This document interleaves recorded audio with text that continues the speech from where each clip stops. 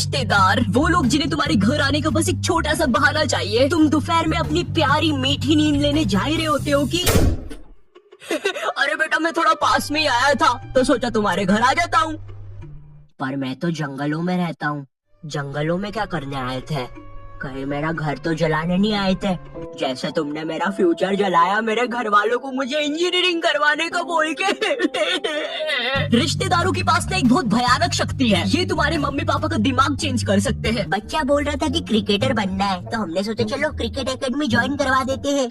Cricket academy join करवा देते हैं। भाई साहब आपको क्या बच्चे ने बल्ला मारा है क्या सर पे? नहीं तो जरा अपना दिमाग लगाइए। ये क्रिकेट विकेट में कुछ नहीं रखा। वो अपने विकास जी की लड़की बोल रही थी सिंगर बनूंगी, कुछ हुआ नहीं तो अब नुक्कड़ नाटक में पेड़ बनती है। मैं हूँ एक जादुई पेड़।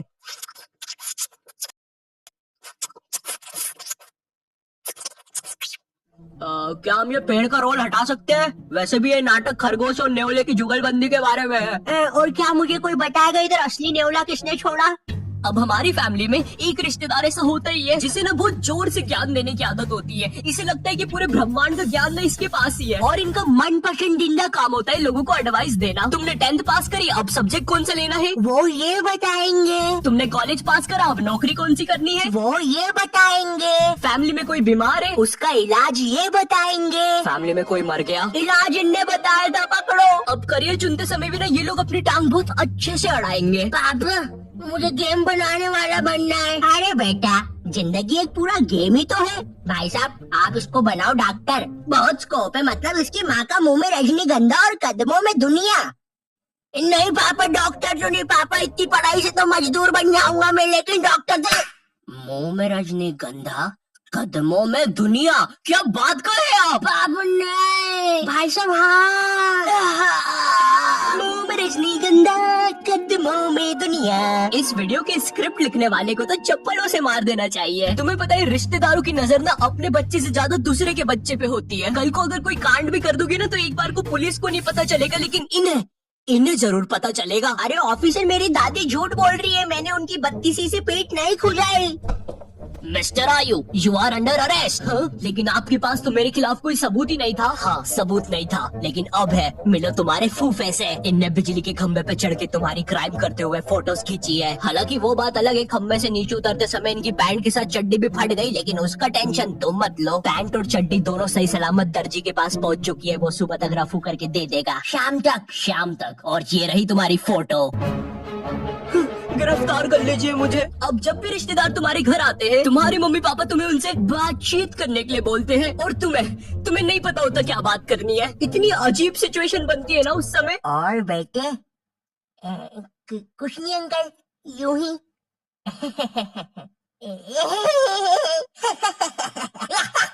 अरे पागल खाने के कैदी हंसते हैं ऐसे एक दूसरे को देख के। अब कुछ रिश्तेदार ना तुम्हारे सीधे घर आते हैं और तुम्हें तुम्हारे बचपन की अजीब सी यादें बताने लग जाते हैं। बेटे तेको याद है एक बार मैंने तेको तेरी लंगोट के बल उठा के पंखे पे लटका दिया था और तेरी माँ ने अनजाने में पंखा खोल दिया था, वो भी 5 की स्पीड पे।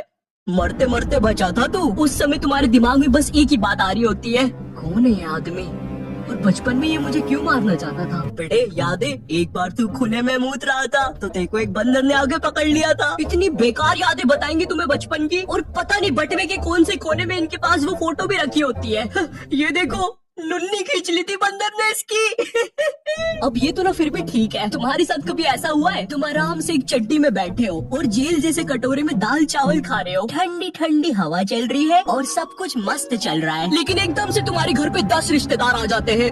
अब जरा सोचो उस चड्डी पे दाल चावल खाते हुए बच्चे पर क्या बीत रही होगी। तुम्हें वहाँ से भागने तक का मौका नहीं दिया जाएगा। भाई पूरा दिमाग सुनने पड़ जाता है इतने सारे रिश्तेदारों के सामने। ए छोटू अपने मालिक को बुलाना तो जरा। मम्मा अच्छा ये इनका बेटा है। छी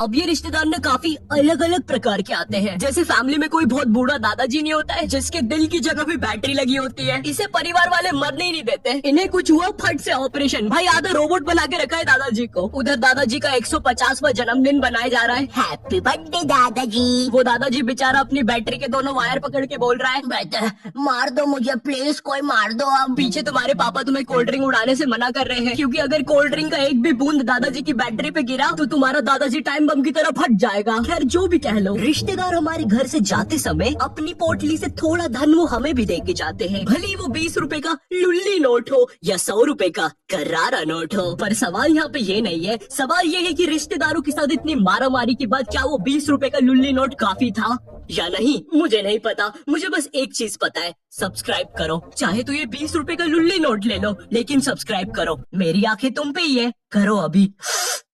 मेरे बच्चे के लिए कर दो यार। ये क्या तुम्हारा बच्चा मेरे बच्चे से दोस्ती करेगा? चले जाओ यहाँ से तुम्हारा बदसूरत बच्चा लेके। वो जा रहा हूँ मैं, जा रहा हूँ, बस चला ही गया। ये मेरा सेकंड चैनल है और ये मेरा इंस्टाग्राम है, तो यहाँ पे भी फॉलो सब्सक्राइब कर देना। अब मुझे भी जाना है क्योंकि मेरे बच्चे का पेट खराब है और कर दी उल्टी।